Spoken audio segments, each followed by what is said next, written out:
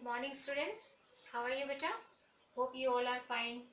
Stay at home and stay safe and keep studying. Beta, in my last video, uh, we have learnt about the parliament, the houses of parliament, the Lok Sabha and the Rajya Sabha, and the total members of the Lok Sabha and the Rajya Sabha. Today, we learn some more things about the parliament. Okay, so our topic is parliament.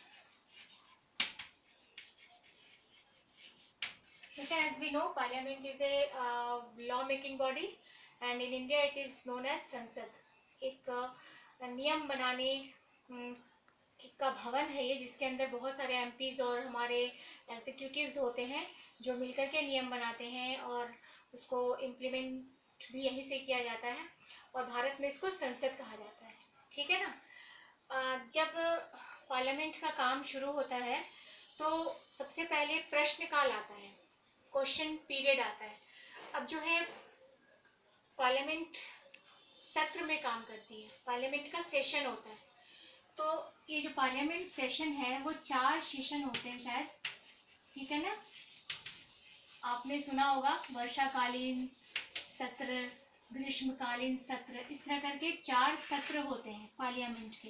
इसको हम संसद सत्र बोलते हैं और इन्हीं दौरान इन्हीं सत्रों में सारे कामकाज किए जाते हैं. ठीक है, पार्लियामेंट सेशन. और इसमें जो है सबसे पहला क्वेश्चन पीरियड होता है. जब भी पार्लियामेंट सत्र शुरू होता है और सेशन लगता है, पार्लियामेंट का काम शुरू होता है, तो क्वेश्चन पीरियड यानी कि प्रश्नकाल से ही काम शुरू होता है. प्रश्नकाल कहते हैं इसको. इसमें जो है सभी मंत्रियों को, जो एमपीज हैं, जो मेंबर ऑफ पार्लियामेंट है, उनको वर्किंग ऑफ गवर्नमेंट की, जो गवर्नमेंट का जो काम है, उनसे अवगत करवाया जाता है. मतलब जितने भी पार्लियामेंट के मेंबर्स हैं, जितने भी एमपीज हैं, जितने भी मंत्रीगण यहाँ पे चुन के आए हुए हैं, उनको सरकार के कामों की इंफॉर्मेशन दी जाती है, उनको सरकार के काम से अवगत कराया जाता है और फिर वो सारे संसद के सदस्य जो है वो उस पर आधारित, उन कामों पर आधारित क्वेश्चन सेटअप कर लेते हैं अपने माइंड में, क्वेश्चन बनाते हैं, फिर क्वेश्चन पीरियड में उसको पुट कर उसको पूछते हैं. ठीक है ना. तो क्वेश्चन पीरियड से किसी भी संसद सत्र की कार्य जो है वो उसका कार्य शुरू होता है और क्वेश्चंस पुट अप किए जाते हैं इसमें. ठीक है. अब जो है संसद में आपने देखा होगा कि अपोजिशन पार्टी होती है. जो मंत्रीगण, उसमें जितने भी मेंबर ऑफ पार्लियामेंट हैं, उनमें से जो सत्ता पक्ष को से रिलेटेड है, जो सत्ता पक्ष को सपोर्ट करते हैं या जिस पार्टी की सरकार बनी है उसके पक्ष में है, तो वो पक्ष के पार्टी हो गए. और जो सत्ता पक्ष के विरोध में है, जो सत्ता पक्ष की पार्टी से बिलोंग नहीं करते, किसी और पार्टी से बिलोंग कर रहे हैं, तो वो विपक्ष की पार्टी हुए, वो ओपोजिशन पार्टी कहलाती है. ठीक है ना. विपक्ष की पार्टी.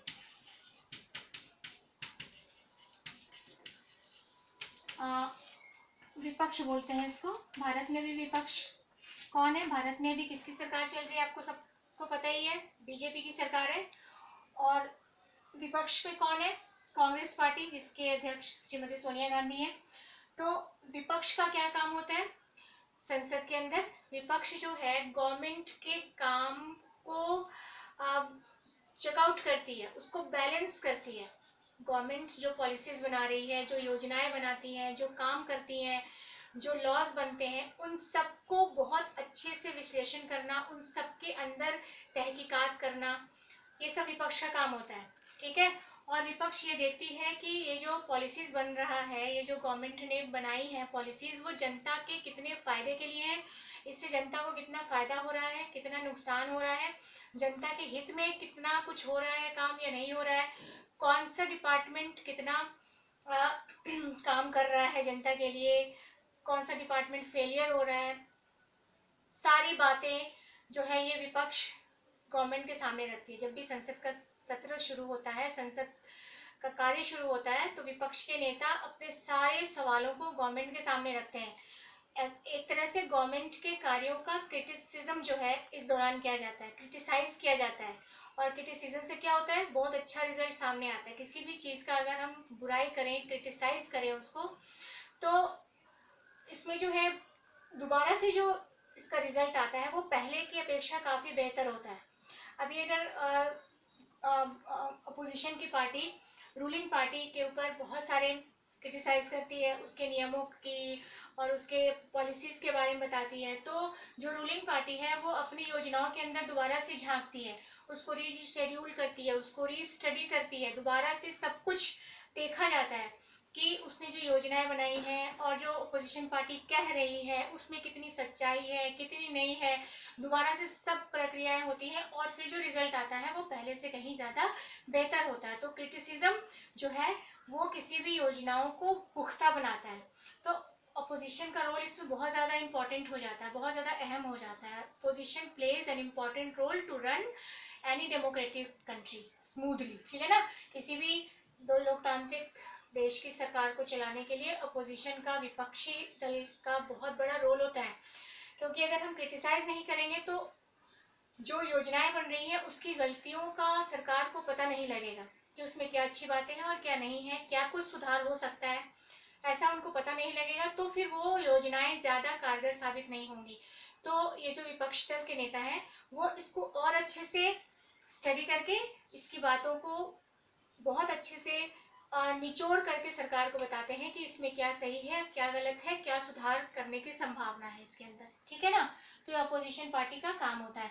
अब जो है मैंने आपको पिछले वीडियो में चुनाव के बारे में बताया था कि इलेक्शन होता है हर 5वें साल। तो इलेक्शन के बारे में थोड़ा सा और कुछ रह गया था बताना, वो मैं अभी बता रही हूँ आपको कि इलेक्शन जो है पहले कैसे होता था, बुलेट बॉक्स होता था, उसमें हम पर्ची में लिख के डाल देते थे, अपना अंगूठा लगा के डाल देते थे कौन सी पार्टी को हमने वोट दिया है, क्या करना है। आजकल क्या होता है, वी यूज ईवीएम, ठीक है ना। हम आजकल ईवीएम यूज करते हैं। ईवीएम क्या होता है, it's an electronic voting machine. ये इलेक्ट्रॉनिक वोटिंग मशीन है, इसमें जो है एक बिजली से चलने वाली मशीन होती है जिसमें सभी पार्टीज का नाम उनके चुनाव चिन्ह के साथ लिखा होता है, कैंडिडेट का नाम भी लिखा होता है। हमें इस मशीन में, और उसके आगे बटन होता है, ठीक है, हमें इस मशीन के आगे लगे बटन, जो कैंडिडेट्स हैं उनके आगे लगे बटन को दबाना होता है। अगर मान लो मैंने कांग्रेस पार्टी को वोट देना है तो मैं कांग्रेस पार्टी के कैंडिडेट के आगे वाले बटन को प्रेस करूंगी। प्रेस करते ही वो बटन ग्रीन हो जाएगा और ग्रीन होते ही बीप की आवाज आएगी, इसका मतलब मेरा वोट रजिस्टर हो गया, ठीक है। जैसे ही आप वोट देने जाएंगे, प्रेस करेंगे बटन को, वो ग्रीन होगा और बीप की आवाज आएगी, तो इसका मतलब आपका वोट दर्ज हो गया, आपका वोट रजिस्टर्ड हो गया, ठीक है। इस तरह से ये पूरा प्रक्रिया इसमें चलती है। सभी कैंडिडेट्स के आगे बटन होते हैं, उसको प्रेस करना होता है, फिर बीप की आवाज आती है, वो ग्रीन हो जाता है और वोट रजिस्टर्ड हो जाता है। सबसे आखिरी में एक बटन होता है नोटा का, NOTA, नॉट टू वोट। मतलब अगर आपको कोई भी पार्टी पसंद नहीं है, किसी का के पार्टी, कोई भी पार्टी का नेता आपकी कसौटी पे खड़ा नहीं उतर रहा है, आपको उसका काम पसंद नहीं आ रहा है, कोई भी पार्टी आपको अच्छी नहीं लग रही, किसी का वर्किंग आपको अच्छा नहीं लग रहा, चाहे कांग्रेस हो, चाहे बीजेपी हो, चाहे जनता दल हो, या फिर और कोई भी पार्टी के नेता आपको नहीं लगता है कि कुछ उतना अच्छा काम कर रहे हैं और आप किसी को भी वोट नहीं देना चाहते, तो you can press NOTA button, ठीक है। तो आप नोटा का बटन दबा सकते हैं, मतलब आपका वोट जो है वो किसी को भी नहीं गया, ठीक है। तो इस तरह से ये सारी चीजें होती है इलेक्शन में। अब जो है मैंने आपको बताया कि इलेक्शन इस तरह से होता है। अब जो कैंडिडेट चुन करके आता है, जिस पार्टी का कैंडिडेट सबसे ज्यादा चुना जाता है, जिस पार्टी के रिप्रेजेंटेटिव सबसे ज्यादा चुने जाते हैं, जिस पार्टी को सबसे ज्यादा जनता वोट देती है, उस पार्टी के नेता को प्रधानमंत्री बनने का ऑफर दिया जाता है। हमारे राष्ट्रपति उसको इन्विटेशन देते हैं कि आप प्रधानमंत्री बना सकते हैं, आपकी पार्टी को सबसे ज्यादा वोट मिला है। अब कभी कभी ऐसा भी होता है कि किसी भी पार्टी को बहुमत नहीं मिलता, किसी भी पार्टी को सबसे ज्यादा वोट नहीं मिलता, ठीक है। तब क्या किया जाए, तब क्या होता है, तब कैसे सरकार बनती है, तो उसके बारे में थोड़ा सा देखिए कि अगर किसी भी पार्टी को वोट नहीं मिले अच्छे से, तो क्या करते हैं हम,